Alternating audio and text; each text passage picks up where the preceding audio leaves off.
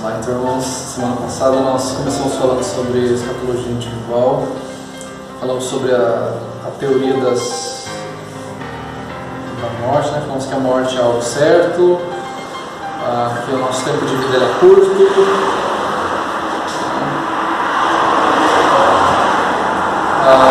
começamos a falar então sobre a teorias sobre a morte. A primeira que nós falamos foi sobre o sono da alma, aniquilamento dos ímpios. Falamos que esta é uma doutrina, uma falsa doutrina, exposta pelos adventistas do sétimo dia, os testemunhos de Jeová. E eles creem que quando o ser humano morre, ele fica numa espécie de sono até a volta do Senhor Jesus.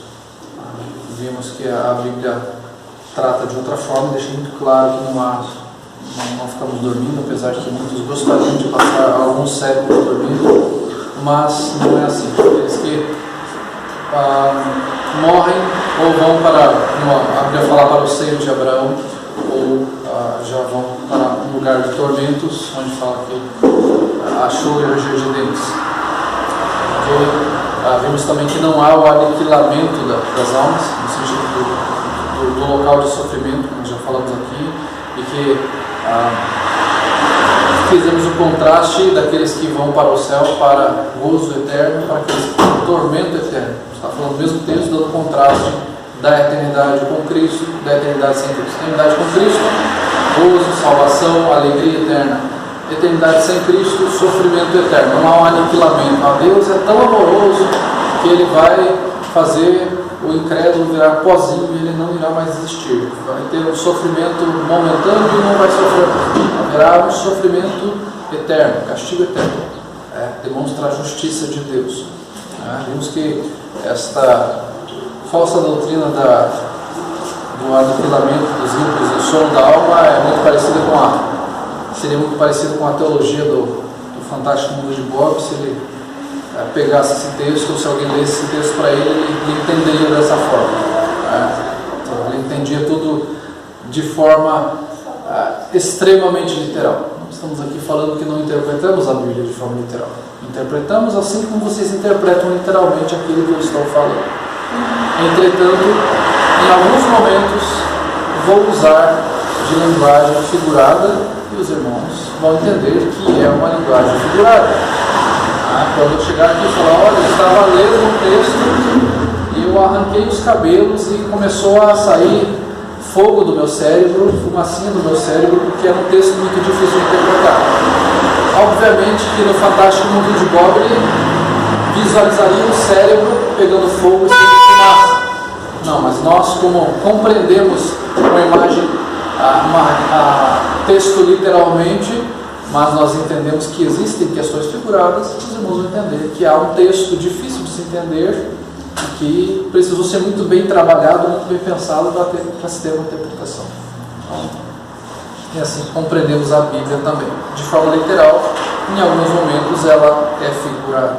Nós vimos até aqui, semana passada, nosso segundo ponto, então, nossa segunda doutrina, que vamos falar sobre ela aqui, a falsa doutrina, é a doutrina da reencarnação. Essa está bastante conhecida também, no Brasil muito popularizada pelos kardecistas, pelos espíritas. Eles entendem que a alma ela vai se encarnando repetidamente para que haja um progresso da humanidade. Mas me parece, de algum jeito ou de outro, não sei se eu tenho uma percepção não muito boa, mas parece-me que não está dando muito certo isso. Não me parece que o mundo está melhorando.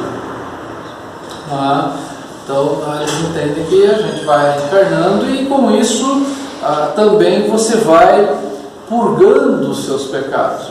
Se você morre agora e você foi um malfeitor aqui, um ladrão, uma coisa assim, você pagará pelos seus pecados na sua próxima vida.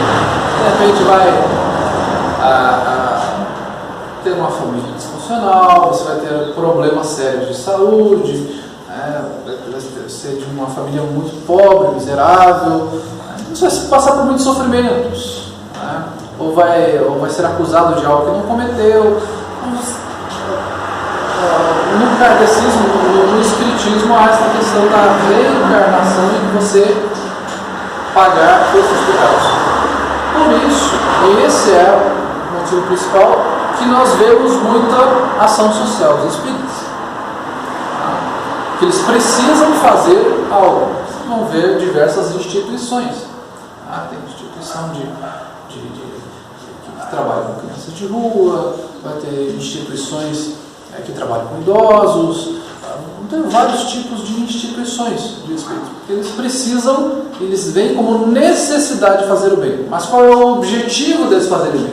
Eles vão fazer com o objetivo de glorificar a Deus, né? Porque eles entendem que Deus é gracioso e eles querem glorificar o Senhor. Não, eles querem ter uma vida, uma outra encarnação. A outra encarnação eles querem vir pessoas de uma saúde boa, que não vão sofrer muito, para que eles estejam ali fazendo o bem agora, para que no futuro eles venham muito bem.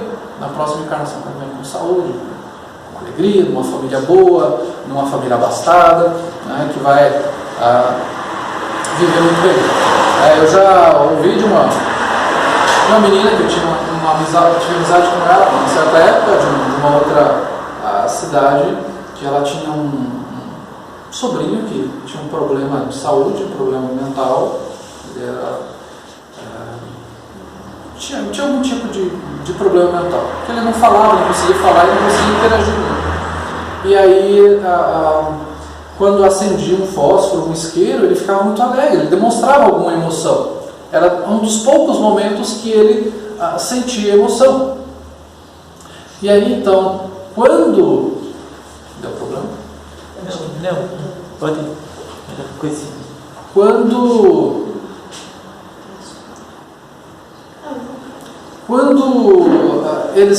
esta família levou até um centro espírita para conversar com aqueles que estavam ali, eles disseram que aquele menino ele era a reencarnação de Nero, né? Porque Nero gostava muito de fogo, porque foi ele que botou fogo em Roma, e supostamente Nero, então, por ter feito todo este mal, ele reencarnou numa criança que tinha um sério problema de saúde. Então, na cabeça deles, olha, ele é a reencarnação de Nero, porque olha só, se acende um isqueiro, ele começa a rir, ele começa a bater palma, ele acha legal, ele é a reencarnação de Nero. E ele está purgando os seus pecados daquilo que ele cometeu lá no passado por ter incendiado Roma. Não estou, gente, eu estou falando isso eu conversei com essa garota não faz 5 anos. Não é algo antigo, de agora. Eles têm essa visão, nós precisamos fazer o bem, então vamos abrir instituição. Há algo de errado em abrir uma instituição? Muito bom. Cuidar de idosos, cuidar de crianças abandonadas, de crianças com problemas mentais, qualquer tipo de instituição. Agora, qual é a motivação para isso? Pagar pelos seus pecados é a motivação de você vir numa suposta vida no futuro, que não vai existir, ser uma pessoa melhor, boa, e com isso o mundo vai se desenvolvendo. Não me parece que o mundo está cada dia melhor. Então, e nesse meio tempo, nós compreendemos também, é que quando uma pessoa, na falsa doutrina do Espiritismo, quando alguém morre, ele não reencarna necessariamente instantaneamente. Morreu agora, nasceu uma criança na maternidade, a reencarnação dele pode ficar por algum bom tempo. E nesse desencarnado, você da sua família pode ter contato com ele, ter contato com os mortos. Não à toa também, conheço muitas pessoas, inclusive familiares, que já fizeram isso, de irem a centro espírita e ter contato. Meu pai, meu avô morreu, então eu vou lá porque o kardecista lá vai incorporar meu pai, meu avô, meu tio, que já morreu há tantos anos ou décadas, e ele vai conversar comigo. Você tem essa ideia.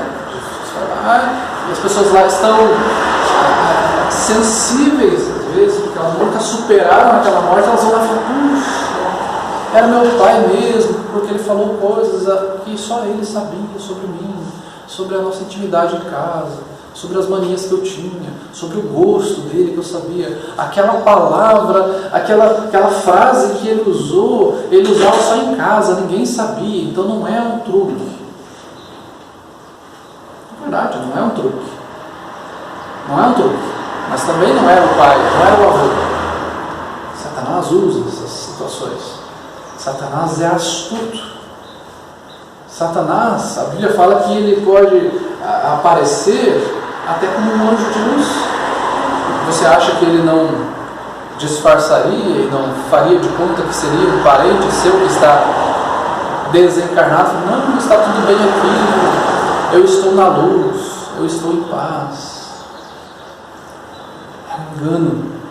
As pessoas estão sendo enganadas, estão sendo ludibriadas por Satanás. Que ao invés de elas olharem para as Escrituras e falarem, não, mas você está falando da Bíblia, mas eu senti, eu ouvi, eu tive uma experiência. Aí já entra aquela outra questão que nós já falamos no início dos nossos estudos de teologia, que é a bibliologia, que é a Bíblia não pode ser substituída pela experiência. Então, se a Bíblia nos fala que nós morremos uma só vez e depois disso vem o juízo, mas alguém vai falar, não, mas eu tive uma experiência que fala de alguém que está do outro lado e que vai voltar em alguma outra pessoa. A experiência não substitui a Bíblia, porque aqui é Deus falando. Ali supostamente seria o seu parente, e mesmo que fosse, não é, mas mesmo que fosse, ele continuaria sendo falho e pecador. Deus não é. Deus é perfeito. Não é seu parente, não é sua vida, não é seu irmão, não é Satanás ainda não. E não se pode substituir a experiência por aquilo que a Bíblia está falando. E muita gente tem feito isso. É muito parecido com as religiões orientais, tem muito disso também. No hinduísmo, no budismo, tem muito essa questão da reencarnação, ou de você desencarnar e de você, nas futuras gerações, chegar ao nirvana, que é uma situação mais de gozo eterno, de alegria, muito próximo da perfeição. Você vai ouvir muitas essas questões dentro do hinduísmo, do budismo, de nirvana, de chegar ao nirvana, dessas coisas transcendentais assim. Então tudo isso o progresso vai acontecer de acordo com o quê? Com aquilo que você faça, de acordo com essa doutrina. Logo, se você se desenvolverá nessa e nas outras vidas de acordo com as boas obras, manda ver, muitas boas obras, muita caridade, ajuda todo mundo. Aparece alguém na rua ali pedindo, dá. Aparece mais alguém na sua casa, você dá. Aparece 15 pessoas na sua casa pedindo, você dá. 20, 50, dando. Aí você não tem mais dinheiro, aí você faz um empréstimo no banco. Tem gente que tem ONG de animais aí que está totalmente endividado, que não precisa fazer bem. E aí vai emprestando e não tem. Perdeu todo o seu dinheiro já, porque precisa fazer o bem. Mas o que a Escritura nos afirma sobre isso? Sobre a questão de fazer o bem e de nos tornarmos melhores por nós mesmos e termos um futuro, não só um futuro agora, mas um futuro de repente com uma outra pessoa no futuro, numa outra encarnação. O que a Bíblia nos fala? A Bíblia nos fala que você e eu não somos flor desse cheiro, não somos coisa boa, não somos aqueles que se possa confiar cegamente. Jeremias capítulo 31, versículo 31 ao 34.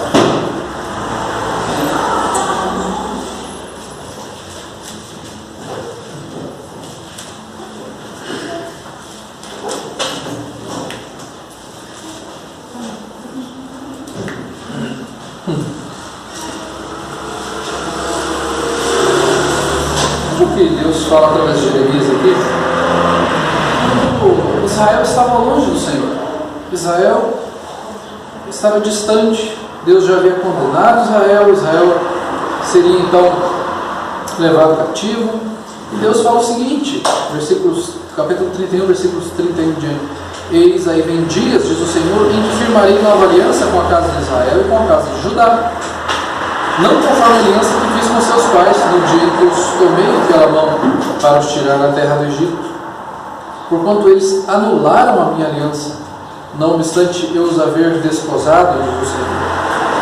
Porque esta aliança que firmarei com a casa de Israel, depois daqueles dias, diz o Senhor, na mente lhes imprimirei as minhas leis, também no coração as escreverei. Eu serei o seu Deus e eles serão o meu povo. Não ensinará jamais cada um o seu próximo, nem cada um o seu irmão, dizendo: conhece ao Senhor, porque todos me conhecerão, desde o menor até o maior deles, diz o Senhor. Pois perdoarei as suas iniquidades e dos seus pecados jamais me lembrarei. Então, quando Deus fala através de Jeremias aqui, Ele fala: vocês têm um coração duro, um coração de pedra, vocês estão distantes, e para que vocês se aproximem de mim, vocês não vão fazer boas obras. Eu vou fazer boa obra em vocês. Então percebam que a boa obra para a salvação não parte de você e de mim. A boa obra partiu de Deus, porque Ele tirou de nós um coração de pedra, um coração morto, um coração que não tem sensibilidade, um coração que não tem discernimento, por um coração sensível, um coração de carne, um coração vivo, um coração consciente e um coração que compreende as coisas. E o Senhor fala que Ele tira o coração de carne, tira o coração de pedra, coloca o coração de carne, e que Ele imprime na nossa mente a sua lei. Não é a sua inteligência. O Senhor pega a nossa mente, então, usando aqui o fantástico mundo de Bob, Ele pega a nossa mente, o nosso cérebro, e coloca dentro da impressora celestial e imprime a sua lei. E esta tinta e esta impressão ninguém pode tirar. Ela está impressa, cravada na nossa mente, no nosso coração novo, nosso coração de carne. Esta é a boa obra de salvação. Qualquer outra boa obra não leva à salvação. É uma autojustificação, uma tentativa de autojustificação. Até porque o Senhor vai nos mostrar através do apóstolo Paulo qual é a nossa condição. Além de falar aqui que o nosso coração era de pedra, ele vai falar em Romanos capítulo 3 como é o ser humano. Nós lemos agora há pouco, nosso irmão leu agora há pouco, Salmo 14, falando ali sobre o Nécio, não há Deus, ele diz que não há Deus. E o Romanos capítulo 3, ele vai fazer um pedaço desta citação do Salmo 14 também. Vamos ali no capítulo 3, versículo 10 até o versículo 12.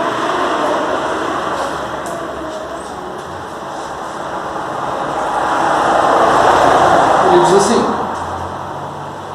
como está escrito, não há justo nenhum sequer, não há quem entenda, não há quem busque a Deus. Todos se extraviaram, a uma se fizeram inúteis. Não há quem faça o bem, não há nenhum sequer. Ora, o Senhor está falando através do apóstolo Paulo aqui: não há nenhum justo. E aqui ele está falando a judeus e gregos, a gentios.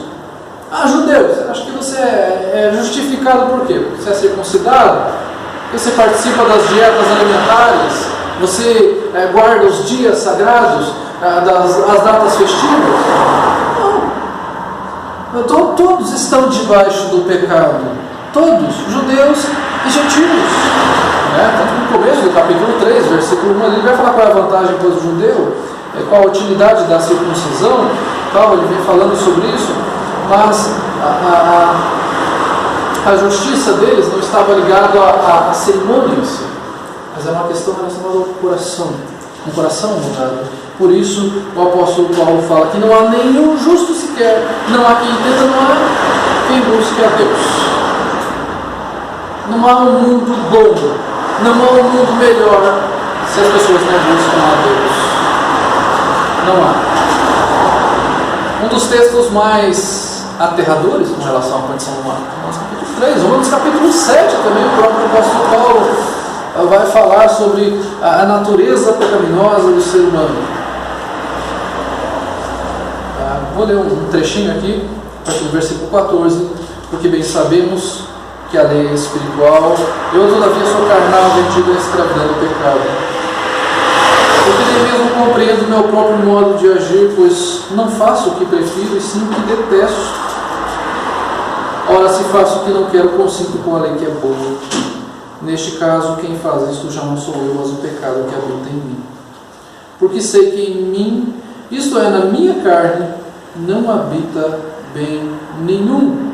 Pois o querer o bem está em mim, não porém o efetuá-lo. Porque não faço o bem que prefiro, mas o mal que não quero, esse faço. Mas se eu faço o que não quero, já não sou eu quem faz assim o pecado que habita em mim. Então, ao querer fazer o bem, encontrarei de que o mal reside em mim. Porque no tocante ao homem interior, tenho prazer na lei de Deus, mas vejo nos meus membros outra lei, que guerreando contra a lei da minha mente, me faz prisioneiro da lei do pecado que está nos meus membros.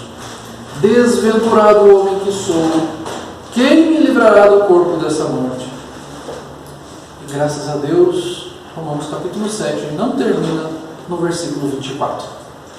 Ela termina com o versículo 25.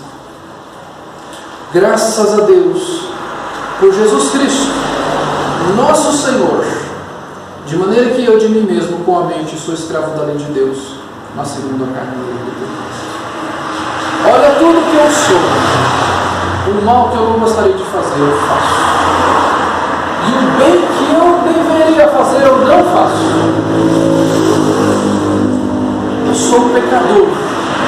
Eu tenho uma natureza pecaminosa. Mas eu dou graças a Deus por Jesus Cristo, nosso Senhor. É graças a Ele que eu sou salvo. E o capítulo 8 começa dizendo que não há mais condenação nenhuma para os que estão em Cristo Jesus. Graças a Deus. A Bíblia mostra a nossa condição. Mostra que você não consegue se justificar. Não há como você se auto-justificar. Olha a situação que você está. O Senhor nos mostra um espelho celestial. Porque nós olhamos normalmente em espelhos distorcidos e olhamos, olha como eu sou bom, como eu sou justo, como eu sou legal, como eu sou fiel. Aqueles espelhos distorcidos. E aí o Senhor fala, agora eu vou te mostrar um espelho que mostra a sua realidade.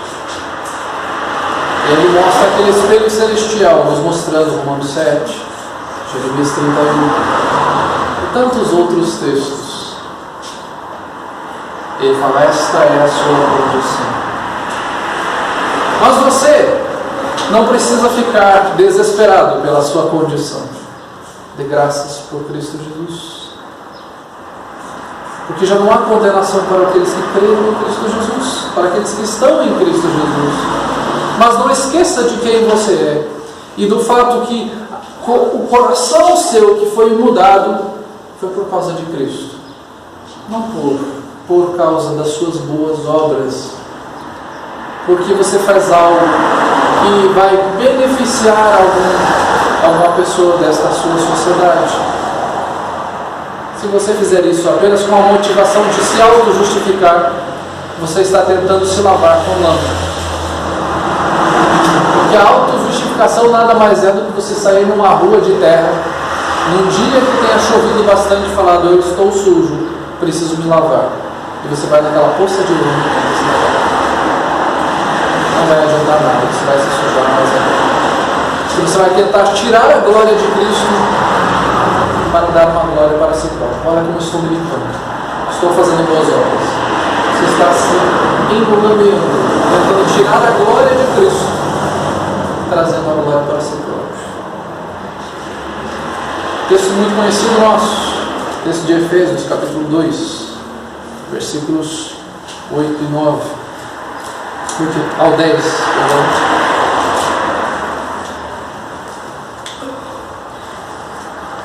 Paulo também mostra a condição do ser humano nesse texto. No versículo 1 ele vai falar a situação que cada ser humano está: morto em seus delitos e pecados, andando segundo este mundo, segundo o príncipe da potestade do ar, que agora atua nos filhos da desobediência.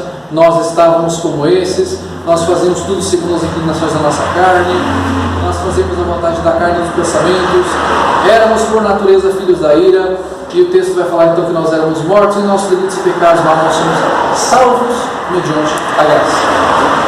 E aí os versículos 8 ao 10 vai falar o seguinte: porque pela graça sois salvos, mediante a fé. E isto não vem de vós, é dom de Deus. Deus falou, vocês são salvos pela graça.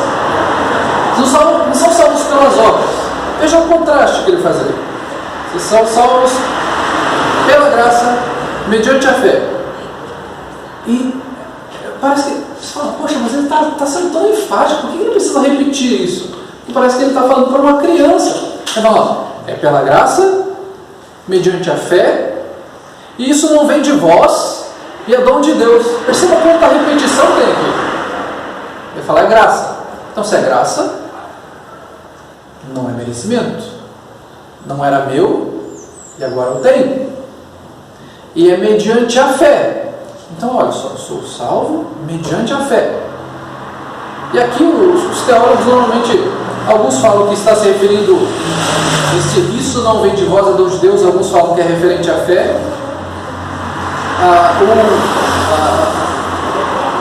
Falando sobre salvação, sobre fé, e alguns entendem, não, está falando sobre ambos as questões aqui. E isso não vem de vós, seja qual for eles. A interpretação é só: a fé não vem de vocês. Se a fé não vem de vocês, é algo gracioso. Vocês são salvos graciosamente porque a fé não é de vocês. Foi o Senhor quem deu essa fé a vocês. A Bíblia nos fala que nós o amamos porque Ele nos amou primeiro. A Bíblia não nos fala que nós fomos feitos filhos de Deus. João 1,12 vai falar que nós somos feitos filhos de Deus, a saber os que creram no seu nome, mas nós não nascemos da vontade da carne, nem da vontade do homem, mas da vontade de Deus. Ou seja, a fé não é sua. A fé que você tem agora é graciosa, ela foi dada por Deus. Portanto, a salvação é a obra de Deus. Você não coopera para a salvação. A fé foi implantada em seu coração para que você fez. Dentro de todo aquele processo que a gente já falou de eleição, regeneração, tudo aquilo. Ok? Então, esta fé não vem de vocês. Ela é dom de Deus. Então vocês são salvos pela graça. Não de obras para que ninguém se glorie. Então, se vocês são salvos pela graça, se a fé não vem de vocês, ela é dom de Deus, fala, então vocês não são salvos pelas obras de vocês. Por que não são salvos pelas obras de vocês? Primeiro, que você não tem capacidade para ter fé, e a glória pertence a Deus, não a vocês. A glória da salvação, a glória da redenção é de Cristo, não é sua, não é minha. Eu sou salvo porque eu tive fé um dia, eu criei. Salvo por um dia, você era tão miserável quanto qualquer outro, que você compreendeu a mensagem do Evangelho, e o Senhor, através do Santo Espírito, trabalhou no seu coração para que você tivesse fé. E aí o versículo 10 vai falar, pois somos feitura dele, criados em Cristo Jesus para as boas obras. Então a partir de agora você é nova criação. No 2 Coríntios 9, 27 vai falar, Quem está em Cristo é nova criatura, nova criação. As coisas velhas passaram, eis que se fizeram novas. Ele fala, somos feitura dele, criados em Cristo Jesus para as boas obras. Então primeiro vem a criação, depois as boas obras. E não as boas obras e depois nós nos tornamos novas criaturas. Eu me tornei uma nova criatura porque eu comecei a fazer boas obras e eu me desenvolvi e agora eu sou salvo. Não. Nós vamos fazer boas obras porque nós somos novas criaturas. Fomos criados novamente pelo Senhor. E o texto nos fala, as quais Deus de antemão preparou para que andássemos. As boas obras, nós as fazemos para glorificar a Deus. Nós as fazemos como resultado da nossa salvação e não para obtermos salvação. É diferente. Nesta metodologia aqui, as ordens dos fatores alteram o produto, sim. Isso aqui não é uma lei matemática de adição. Na adição isso pode funcionar. 5 mais 2 e 2 mais 5 é a mesma coisa, não é? Vai ser 7 sempre. Aqui muda completamente. Aqui então você crê, você salva, o Senhor implanta no seu coração a salvação, e aí você vai amar o próximo e vai amar a Deus acima de todas as coisas, e você vai amar ao seu próximo de tal forma que você vai fazer boas obras, mas não para ser salvo, mas por amor a Cristo, porque o Senhor já preparou essas boas obras para a cidade. Vocês conhecem quantas histórias de ministros e missionários, quantos escolas, universidades, orfanatos foram abertos por cristãos, por reformadores, principalmente universidades famosíssimas. Quantos programas de alfabetização foram feitos por cristãos, abertos escolas para alfabetizar crianças que estavam nas ruas. Levaram às igrejas essas crianças para ensinar a ler através da Escritura, fazendo programas, ajudando os mais pobres, os mais necessitados, cuidando das viúvas, dos órfãos da igreja, daqueles que perderam o emprego, daqueles que passam por problemas de saúde, por problemas financeiros.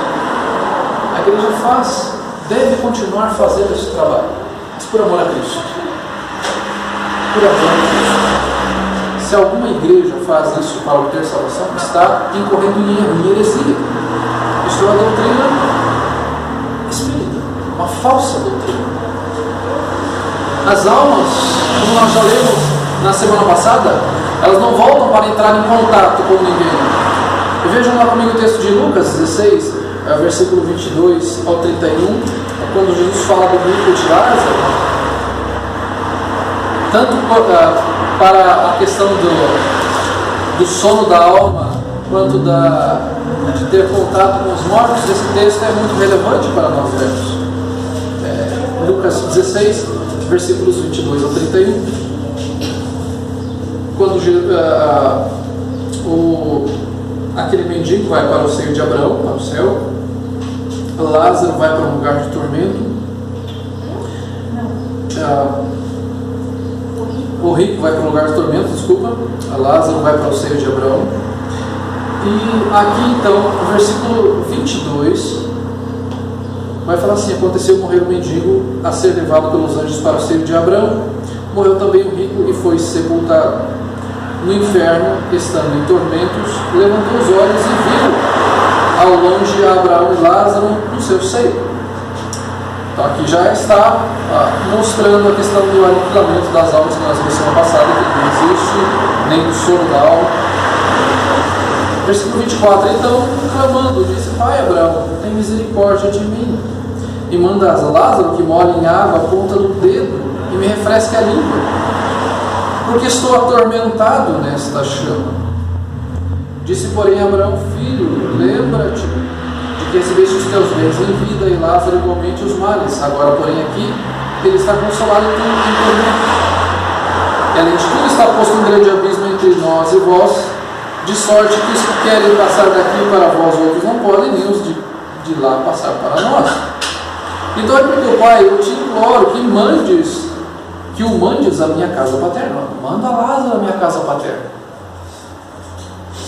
Porque tenho 5 irmãos, para que eles dêem testemunho, a fim de não virem também para esse lugar de tormento. Respondeu Abraão: eles têm Moisés e os profetas, ouçam. Mas ele insistiu: não, pai Abraão, se alguém dentre os mortos for ter com eles, arrepender-se-ão. Abraão, porém, lhe respondeu: se não ouvem a Moisés e os profetas tampouco se deixarão persuadir, ainda que ressuscite alguém dentre os mortos. Então aqui não há a questão aqui de um ir para um lugar, um vai para o céu, outro vai para o inferno, fazer esse intercâmbio de uma para lá, outra vai para cá. Isso não existe. Vamos falar também na questão do purgatório, que vamos ver nas nossas próximas reuniões.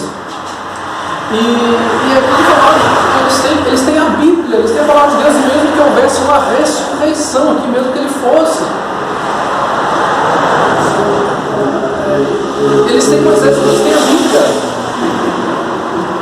O apóstolo Paulo fala em Gálatas capítulo 1: se vier um anjo do céu, mesmo que nós, ele fala, mesmo que nós, o apóstolo Paulo falou, provem a nós, mesmo que nós, um anjo venha do céu, pregando outra doutrina dessa, seja anátema. Anátema ali é maldito, seja amaldiçoado. Então, quando esta conversa fala, eles têm a Bíblia, que tem um discernimento através da palavra de Deus. Não é a experiência, tivemos a experiência, teve aqui alguém que ressuscitou, ou veio algum fantasma falar conosco. Não. Quando Jesus estava na cruz, muitos ressurgiram dos seus túmulos e foram para os seus lares. Ele não fala que houve um grande despertamento. A Bíblia nos fala de um grande despertamento em Atos capítulo 2, quando há o derramamento do Espírito, quando há a compreensão da palavra, quando Pedro vai ali e fala, eles não estão bêbados, o que está acontecendo ali foi o que o profeta Joel falou e tal, e ele cita Joel capítulo 2, e aquele despertamento, conversão através da palavra. A palavra desperta o povo, este derramamento do Espírito. É importante nós compreendermos que Deus abomina a prática do contato com os mortos. Deuteronômio capítulo 18, versículos 10 ao 12. Não tem outros textos, obviamente, aqui. Vamos pegar só para exemplificarmos Deuteronômio capítulo 18, versículos 10 a 12. Não achará entre ti quem faça passar pelo fogo o seu filho ou sua filha, nem adivinhador, nem prognosticador, nem agoureiro, nem feiticeiro. Começa falando sobre isso, colocar filho no fogo, passar pelo fogo, que existia já sacrifício. Alguns sacrificavam seus filhos aos deuses naquela época, queimavam seus filhos. E aí vai falar então, nem encantador, nem necromante, nem mágico, nem quem consulte os mortos, pois todo aquele que faz tal coisa é abominação ao Senhor, e por estas abominações o Senhor teu Deus os lança de diante de ti. Veja que o Senhor coloca aqui no mesmo pacote de abominações. O versículo 2 vai falar que Deus abomina isso. Aqueles que sacrificam os seus filhos no fogo, com aqueles que consultam os mortos. Fala, olha, aquele que sacrifica o filho, pega uma criança e coloca no fogo lá para sacrificar o Deus Moloque, ou aquele que consulta os mortos, Deus abomina igualmente a esses. É a abominação diante de Deus. Então aquilo que é feito pelos filhos é a abominação diante de Deus. É algo que é repugnante. Deus lança da presença dele, ele reprova, ele repele, ele odeia.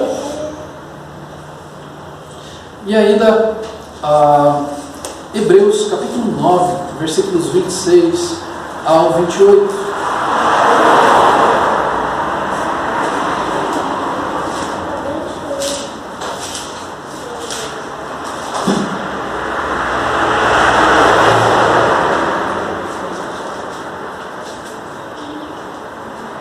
Falando sobre o sacrifício de Cristo, sobre o sacrifício perfeito de Cristo.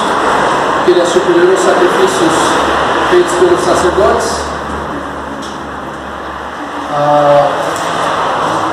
Eu vou ler a partir do 23 para nós pegarmos todo o contexto. Era necessário, portanto, que as figuras das coisas que se acham nos céus se purificassem com tais sacrifícios, mas as próprias coisas celestiais com sacrifícios a elas superiores. Porque Cristo não entrou em santuário feito por mãos, figura do verdadeiro, porém no mesmo céu, para comparecer agora por nós diante de Deus.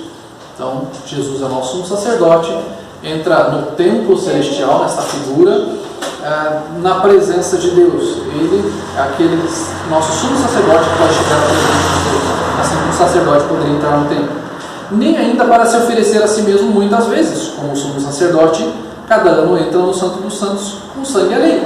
Então ele está falando, o sumo sacerdote ia no dia da expiação, fazer lá o sacrifício, no propiciatório, derramar o sangue lá. Jesus não precisava disso. Versículo 26. Ora, neste caso, seria necessário que ele tivesse sofrido muitas vezes desde a fundação do mundo. Isso é algo inimaginável para nós. Agora, porém, ao se cumprirem os tempos, se manifestou uma vez por todas para aniquilar pelo sacrifício de si mesmo o pecado. Então, está falando, o sacrifício de Cristo é único, é suficiente. Não é necessário fazer todo ano o sumo sacerdote, porque Cristo é o perfeito sumo sacerdote. E aí, então, ele faz uma ponte com o nosso assunto.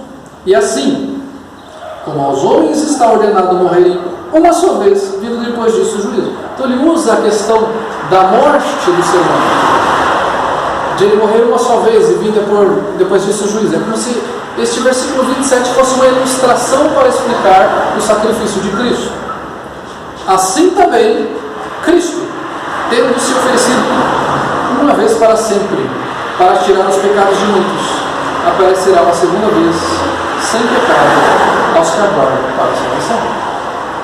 Então ele fala, aqueles que vão morrer, morrem uma só vez, e depois disso vem juízo. Cristo precisou fazer apenas um sacrifício, porque se há necessidade de reencarnação, então há necessidade também, eu estou tentando ser salvo pelas minhas obras.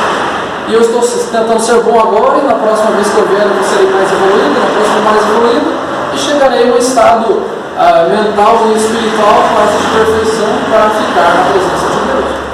E aqui o texto fala, é necessário o sacrifício porque vocês são pecadores. O sumo sacerdote fazia o sacrifício todo ano porque era um sacrifício imperfeito, era uma figura. Aquela era a figura, agora vê a realidade que é Cristo e fez o sacrifício perfeito. E assim como vocês vão morrer uma vez só e depois vão ser julgados para a salvação ou para a condenação, Cristo também fez esse sacrifício perfeito uma só vez, tendo feito esse sacrifício uma só vez para tirar os pecados. O sacrifício dele foi perfeito para tirar os nossos pecados. Então você não precisa ficar aflito.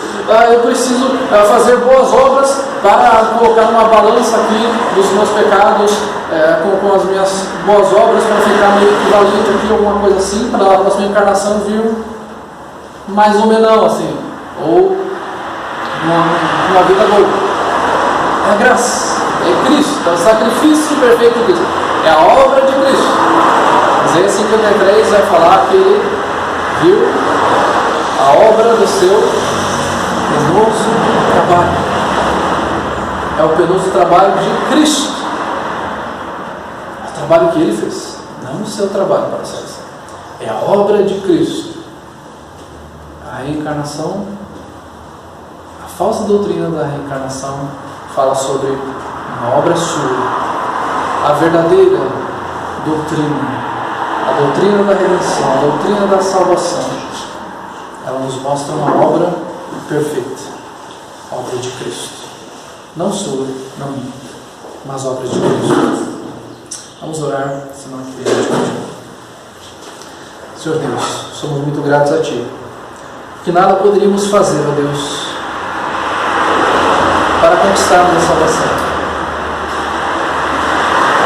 As nossas justiças, como a Tua palavra mesmo diz, Pai, por melhores que possam parecer para a sociedade, nada mais são do que um trapo do mundo. As graças te damos, porque te conhecemos, porque o teu Santo Espírito agiu em nós, porque este fardo tão grande foi tirado de nós, de acharmos que poderíamos nos auto-justificar. Mas compreendemos, ó Pai, que somos justificados mediante a fé e temos paz com Deus mediante Jesus Cristo. E este fardo já não está mais em nós, e a culpa já não está mais em nós, foi levada na cruz. O escrito de dívida que nós tínhamos foi rasgado. Nós damos graças por isso, porque o Senhor nos libertou deste peso tão grande, desta culpa tão grande. Nós podemos viver, Senhor, e podemos auxiliar o nosso próximo, por amor ao nosso próximo, e por amarmos ao Senhor acima de todas as coisas, por nos sensibilizarmos, ó Deus, com as aflições, as carências do nosso próximo. Não porque queremos conquistar algo, porque o Senhor já conquistou na cruz, gloriosa cruz, como salvo. Ó Pai, obrigado por isso. Nosso coração se alegra por isso, ó Deus, que nós possamos anunciar este Evangelho tão maravilhoso a tantos que têm sido enganados e ludibriados, ó Pai, achando que pelas suas próprias obras vão conquistar algo. Muito pouco sabem, ó Deus, de que estão cada vez mais sujos, mais distantes. Mas que o Senhor use as nossas vidas, que sejamos instrumentos nas suas mãos. Em nome de Jesus Cristo. Amém. Vamos aqui, irmãos. Semana que vem vamos dar continuidade. Nós vamos ter os comentários aqui ainda, se vocês quiserem, tá? Então, para não atropelarmos os assuntos aqui, nós vamos falar semana que vem sobre